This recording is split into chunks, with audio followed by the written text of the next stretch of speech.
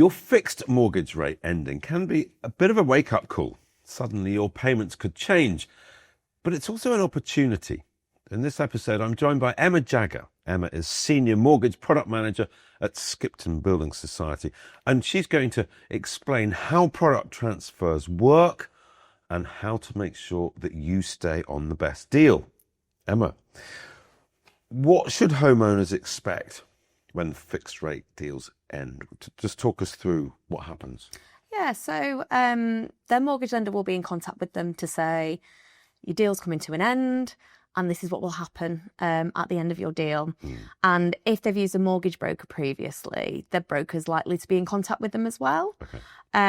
What the communication will say is what will happen if you don't do anything, and quite often you could revert onto a variable rate.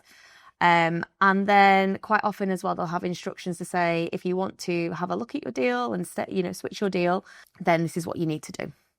And how far in advance would you suggest people start planning for this? So it's kind of all dependent on your circumstances. Lenders will generally contact kind of like 3 to 6 months out or in advance of the deal ending, as will brokers as well. There's probably not the requirement to be quite that organised. That is quite far in advance, but it gives you the opportunity to do your research, assess your situation, and work out what the best thing for you is. Because it's a big moment. You don't want to take that decision in a hurry. You want time to reflect and do your research and what have you. Yeah, absolutely. And you may have change in circumstances. It could be a number of years since you took your current deal out. So things can change quite quickly, both in the economic climate and in your personal life. Yeah, exactly. So it just kind of gives you that point to reflect on what's happened, your future plans, and then make the right decision for you and do your research.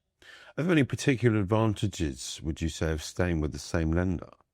Yes, there are. So if a customer just wants to change their rate and not do anything else, you can quite often do this really quickly. It's not a brand new mortgage application, so there's no requirement for income verification, proven affordability, because you're already with that lender. And sometimes you get the option to do that yourself online as well, so you can do it at your convenience rather than having to arrange an appointment. But there is always the advice option there for people as well, should they need it. Okay.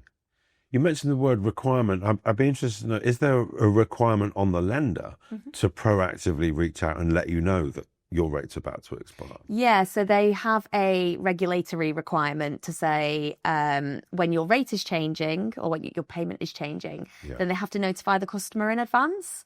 The last thing that anybody needs is a change in payment that they're not ready for. So they have to. They do have to, but any communications outside of that are more optional. But what we do typically see is lots of lenders proactively trying to support customers and giving them advance notification that this is coming up and you might want to think about it. And do you have any tips for avoiding the rate that you fall back onto? I've heard it called a reversionary rate. If you let your current deal expire, you go back onto the lender's rate. That sometimes can be more. Yeah. So sometimes it can be higher. I would say don't leave anything till the last minute to get in place, because there could be some processing to do on your lender's side in the background to make sure that you get onto your new deal seamlessly. A good thing that you could do that could act as a really good source of motivation is have a look at what your monthly payments would be should you fall onto that reversionary rate. And if they're higher, that can be a really good kind of source of motivation to act quickly. But at the same time, product transfers can actually be a fairly quick win for saving money. Absolutely, yeah. So we saw towards the back end of 2022 and into 2023 some really high mortgage rates, and that was covered quite significantly in the news as well. And lots of people will have faced quite a big increase at that time. And then since then, what we see is rates slowly come down. So depending on your circumstances, if you're on a higher rate and you're offered a lower rate that's representative of the current market that we're in, there could be some really good savings in there for people. So can product transfers actually be quite a quick and simple win to save money? Yeah, absolutely. It depends on what's going on in the economic world. Yeah. So plan in advance, do your research, take your decision in good time, but actually it can be an opportunity to save money. Absolutely.